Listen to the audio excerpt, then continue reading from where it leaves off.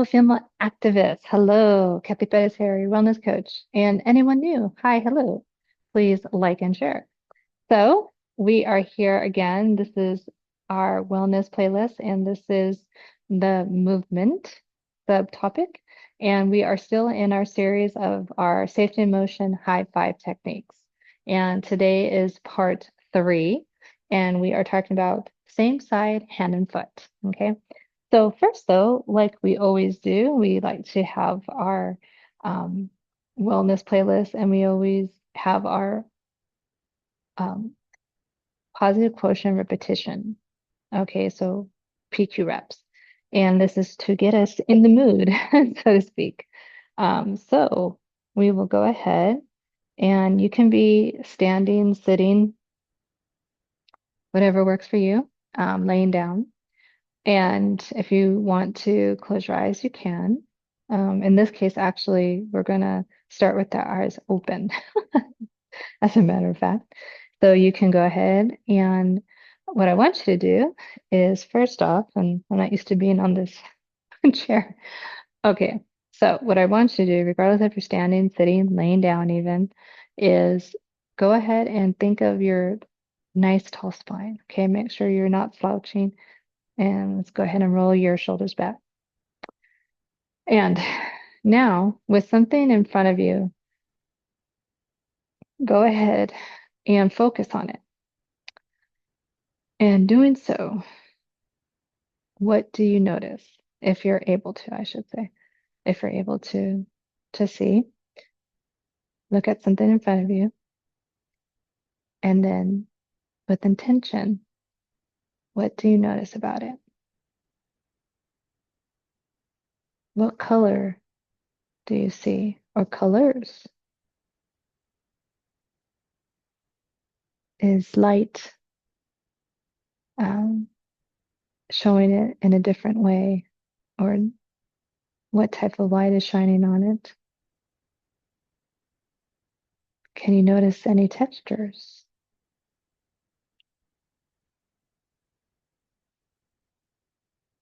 Did you notice something different that you didn't before?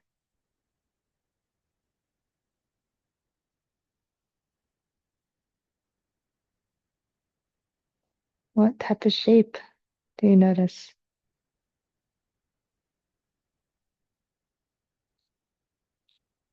Now, choose something else to look at and do so with a soft gaze, so almost like it's out of focus. And now I want you to feel your feet. So they don't have to necessarily be on flat somewhere, but feel your feet. And what do you notice about your feet? What sensory, what sensory are you feeling from your feet? Are they in shoes? Are they open and free?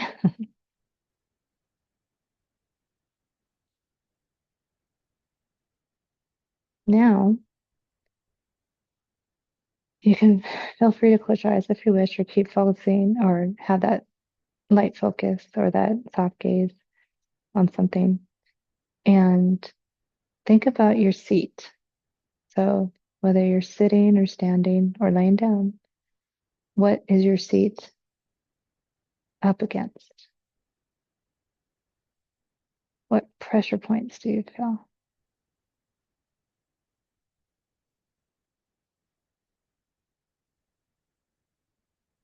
Do you feel gravity on your seat?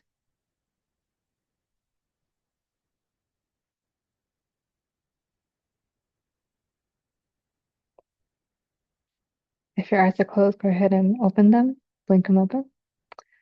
And that is a PQ rep session. So something new if you are brand new to the channel. And we, again, perform our PQ reps to get us into stage. So hopefully you actually feel what I would call calmer. Okay. I know I feel calmer. So today we are again focusing on what I said earlier. This is a 5-part series, and we started it 2 videos ago for movement, and it's through our Safety and Motion, okay, program. Not mine, but the Safety and Motion program, and it's the High-5 techniques. So today we're talking about same side, hand and foot. All of these techniques are about ergonomics, how to move your body safely, okay, for longevity. So what I will do is I will read, okay, what our same side, hand and foot rules show or entail. So why do we want to make sure that we're using our same side, hand and foot? Well, better balance and less stress on your shoulders and back when um, reaching, pulling, or pushing. So again, I'm going to read that again because people forget this one, but it's very important. And it should be somewhat intuitive. Our bodies actually want to be put in this type of situation. And I think because we get so, again, used to shortcuts, we forget what is best for our body. So let me read that again. Why do we want to practice same side, hand, and foot? For better balance, okay, and less strain on your shoulders and back when reaching, pulling, or pushing. Okay, so with that said, how do you perform this? So you will make sure that if you're going to say reach for your right hand, that equals that your right foot is forward. Okay, if your left hand is being used, then your left foot is forward. If you need both hands, then one foot at least is forward. And then when reaching under, turn sideways. So um, I think it's imperative that we remember that as we grow, okay, so as we're babies and we're learning to move our bodies, we are so uh, trusting. Okay, we like intuitively know how to best move our bodies. And because we get lazy as we grow, we look at others, i.e., we look at those in front of us, our parents, our adult supervision, right? Whomever that is, and we start learning shortcuts. And that's where we get into trouble. But if you were to look at a toddler, right, when they're starting to learn how to, let's say they go from crawling and then they start moving their bodies so that they realize, oh, I can stand up. And then so what? So that progression is something we should actually strive to keep moving through and doing so as a child, as a toddler, because they move so intuitively, and we want to mimic that for as long as possible, right? So this first, again, same side hand and foot. What this is doing, it's if you were to go back, and I'll get to connect all of them. I'll make sure to keep stacking the links to each of the consecutive or the previous High-5 techniques videos into each one of these. But you were taught, okay, in the previous one, mid-range motion, that you're always trying to keep our back, or I should say, we want to always position ourselves as close as possible to whatever we're trying to move, and we want to be facing the object or reposition ourselves to the object, meaning we're not trying to shortcut and have our back in any which way that's not neutral. Okay. So with that said, the same side hand and foot makes it so that I am not putting my back at an undue stress and in our shoulders. So this is a fairly light piece of furniture, but I can demonstrate what I just talked about. So same side, hand and foot. If I want to move, okay, sit chair, then what I'm going to do is I'm going to take, in this case, my left hand, and my left foot is already positioned. So again, same side, hand and foot. So I am facing the object on purpose. So I'm going to take this, and I'm very close to it, so there's not torque, and I'm going to move it. Okay, now in this case, I didn't need to move my foot, but because I keep moving it, which foot is forward? The same side. Why is that? Because if I did this any other way, I would be torquing my back. So you always want to be, again, preferably facing the object you're trying to move, or let's say pick up, right? But that same foot on that side of your body is the same hand, same foot. Okay. that means that I am in better alignment, okay, than this or this, right? Let's say that I was pulling this. Well, guess what? I would tie something, and actually, I should have thought about that. I don't have anything to tie. But if I had a tie, think about when you're in tug of war. Who's who has not had tug of war? That is the best, right? But in tug of war, if you remember, what foot is holding, right? You're holding on with both hands, okay? But guess what you're also doing? One foot is forward. That's one of the other, um, you know, one of the other rules. One of those feet, especially if you're holding on with two, because if this was heavy, I would have a hard time moving it. So at least one of my feet should be facing that object. Okay. And you're going to then, all right, pick it up with one foot facing. This foot is a little out, and that's okay, but it's this that I'm trying to bring up. It's important because, again, any amount of stress that I'm putting on my back when it's not neutral, that's going to hurt my back in some way, shape, or form. You may not feel it right away, but it can cause issues.